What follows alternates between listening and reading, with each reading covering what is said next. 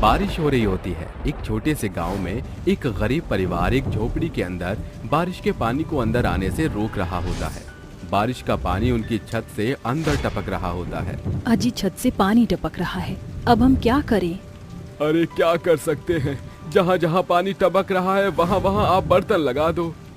राधा और भूपेंद्र दोनों पति पत्नी छत से टपक रहे पानी को रोकने की कोशिश कर रहे होते हैं। साथ ही उनके दो बच्चे राजू और रूपा उनकी मदद करने लगते हैं। तभी राजू अपनी माँ से कहता है, माँ, हमारे पास बड़ा बंगला क्यों नहीं है? मेरे दोस्त राहुल के पिता के पास तो बहुत बड़ा बंगला है। क्योंकि तुम्हारे दोस्त के पिता अमीर हैं और हम गरीब हैं बेटा। जरा मुझे वो बाल्टी उठा कर दो। राजू अपनी माँ राधा को बाल्टी उठाकर दे देता है, जिसके बाद राधा उस बाल्टी को वहां लगा देती है जहां से पानी टपक रहा होता है। जैसे तैसे वो रात गुजारते हैं। अगले दिन जैसे ही सवेरा होता है, गांव के सभी बच्चे स्कूल जा रहे होते हैं। राजू और रूपा उन बच्चों को स्कूल जाते देख अपनी माँ से कहते हैं, माँ, मुझे भी पढ़ने का मन करता है, आप हमें भी स्कूल में डाल दो। बच्चों, अभी तुम्हारे पिताजी इतने पैसे नहीं कमा पाते कि हम तुम्हें स्कूल भेजें। अपनी माँ की ये बात सुनकर रूपा और राजू दोनों मायूस हो जाते हैं। शाम को राधा अपने दोनों बच्चों के साथ सब्जी मंडी जाती है, जहाँ राजू को एक दुकान में खिलौने दिखाई देते हैं। अरे वाह माँ, देखो कितने प्यारे प्यारे खिलौने हैं यहाँ। माँ, हमें खिलौने दिलवा दो। माँ, वो कितनी प्यारी डॉल है, दिलवा दो मुझे वो डॉल चाहिए माँ। बच्चों, मेरे पास पैसे नहीं हैं। तुम्हारे पिताजी जब खूब सारे पैसे लेकर आएंगे तब मैं तुम्हें खिलौने दिलवाऊंगी, ठीक है? नहीं नहीं, हमें खिलौने अभी चाहिए। हाँ माँ, हमें खिलौने चाहिए, हमें खिलौने दिलाओ ना माँ। राजू रूपा दोनों मिलकर राधा के सामने जिद करने लगते हैं, लेकिन राधा के पास इतने पैसे होते ही नहीं कि वो अपने बच्चों को खिलौने दिलवा सके। इसलिए उसे गुस्सा आ जाता है और वो गुस्से में दोनों को एक एक थप्पड़ मार देती है। मैंने कहा ना, मेरे पास पैसे नहीं हैं।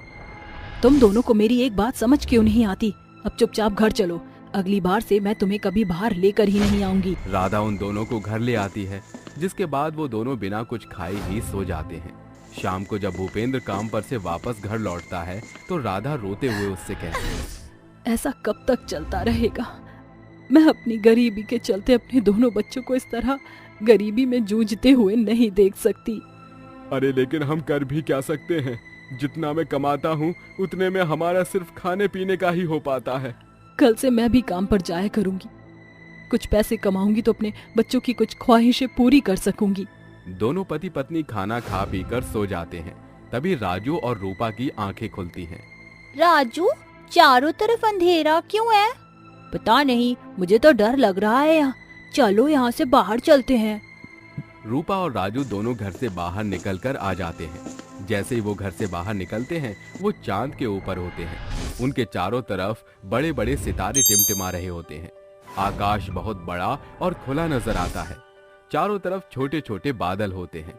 चांद भी चांदी की तरह चमक रहा होता है, जिसे देखकर रूपा और राजू बहुत खुश होते हैं। अरे वाह रूपा, देखो हम तो चांद पर पहुँच गए। चलो यहाँ की सैर करते हैं। राजू और रूपा वहाँ के बादलों पर बैठकर चांद की सैर करने लगते हैं। बादलों पर बैठकर वो यहाँ से वहाँ उड़ते हैं और आसमान में टिमटिमाते तारों से छूते हैं। देखते ही देखते वो चांद के ऊपर एक ऐसी जगह पहुँच जाते हैं जहाँ खिलौने की खेती होती है।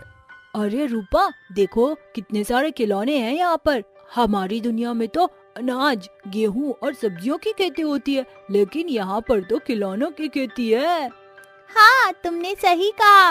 और देखो, ये तो वही डॉल है जो मैंने उस दिन दुकान पर देखी थी। मुझे ये डॉल चाहिए। हाँ, और ये वाली कार तो देखो कितनी बड़ी है। अगर मैं इसमें बैठकर घूमूंगा तो कितना मजा आएगा। राजू जैसे ही उस कार को छूता है, वो अचानक से परी में बदल जाती है, जिसके बाद परी वहाँ से उड़कर गायब हो जाती है। अरे, ये कार अचानक से परी में कैसे बदल गई और ये परी कहाँ चली गई? वहीं रूपा भी जब अपनी डॉल को उठाती है तो वो भी एक परी में बदल जाती है, जिसके बाद वो परी भी वहाँ से चली जाती है। एक एक करके वो दोनों सभी खिलौने को छूने की कोशिश करते हैं, लेकिन उनके स्पर्श करते ही वो सभी खिलौने परी में बदल जाते हैं। हमारे माता पिता ने कभी हमें खिलौने नहीं दिलाए और यहाँ हमें खिलौने मिले तो ये खिलौने परी में बदल गए। अब हम कैसे खेलेंगे?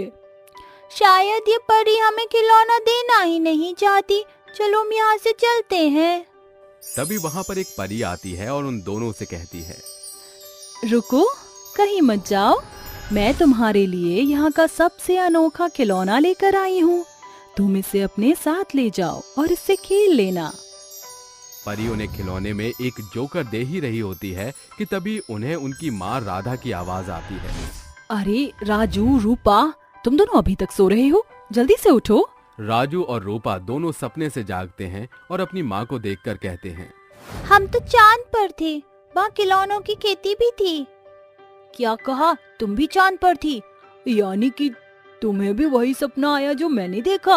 राजू रूपा को एक जैसा सपना आता है, जिसके बाद राधा उन दोनों से कहती है, कभी कभी ऐसा हो जाता है। देखो राजू, रूपा, आज से मैं बाहर काम करने जाया करूंगी और जो पैसे कमाऊंगी उनसे तुम्हारे लिए खिलौने भी लेकर आऊंगी। ऐसा कहकर राधा अपने लिए काम ढूंढने के लिए निकल जाती है।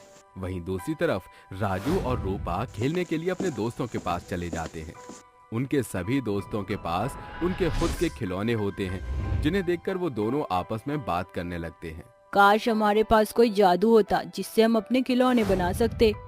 अगर मेरे पास जादू होता तो मैं जादू से बहुत सारे खिलौने बनाती और सबको फ्री में भी देती। राजू और रूपा दोनों अपने दोस्तों के खिलौने से खेलने के लिए कहते हैं, लेकिन उनके दोस्त उन्हें खिलौने ही नहीं देते, जिसके बाद वे दोनों मायूस होकर जंगल की तरफ चले जाते हैं। जंगल में चलते चलते उनके सामने एक परी आती है जो उन्हें सपने में मिली थी। अरे ये तो वही परी है जो मुझे सपने में दिखी थी। हाँ, मैं वही परी हूँ। मैं चांद से सिर्फ और सिर्फ तुम्हारे लिए आई हूँ। ये लो, मैं चांद से तुम्हारे लिए जादुई खिलौना लेकर आई हूँ। इससे तुम अपनी सारी ख्वाहिशें पूरी कर सकते हो। परी उन दोनों को एक जादुई जोकर का खिलौना देकर चली जाती है, जिसके बाद वो उस जादुई जोकर के खिलौने को अपने साथ अपने घर ले आते हैं। चलो इस खिलौने से अपने लिए कुछ मांगते हैं।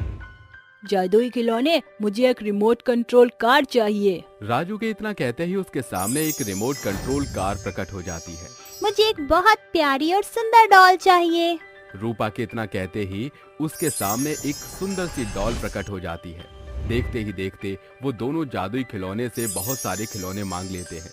शाम होते होते जब राधा और भूपेंद्र घर लौटते हैं तो वो अपने घर में इतने सारे खिलौने देखकर हैरान रह जाते हैं। अरे बच्चों, ये इतने सारे खिलौने कहाँ से आए?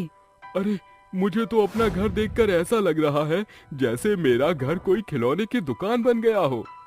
रूपा और राजू अपने माता पिता को जादुई खिलौने के बारे में बताते हैं, जिसे सुनकर उन्हें विश्वास नहीं होता। तभी भूपेंद्र जादुई खिलौने से कहता है, ए जादुई खिलौने, हमारा ये टूटा फूटा घर एक बहुत बड़े और शानदार घर में बदल जाए। उसके इतना कहते ही उनकी टूटी फूटी झोपड़ी शानदार घर में बदल जाती है। अरे वाह, ये तो सच में जादुई खिलौना है। उस दिन के बाद से उन्हें कोई भी चीज की जरूरत पड़ती तो वो जादुई खिलौने से मांग लेते। अब भूपेंद्र और राधा जादुई खिलौने की मदद से एक बहुत बड़ी खिलौने की दुकान खोलते हैं, जिसके चलते उनका घर अच्छा खासा चलने लगता है और उनकी सभी परेशानी दूर हो जाती हैं। अब राजू और रूपा दोनों दूसरे बच्चों की तरह स्कूल भी जाने लगते हैं। उन दोनों की सारी ख्वाहिशें पूरी हो जाती हैं।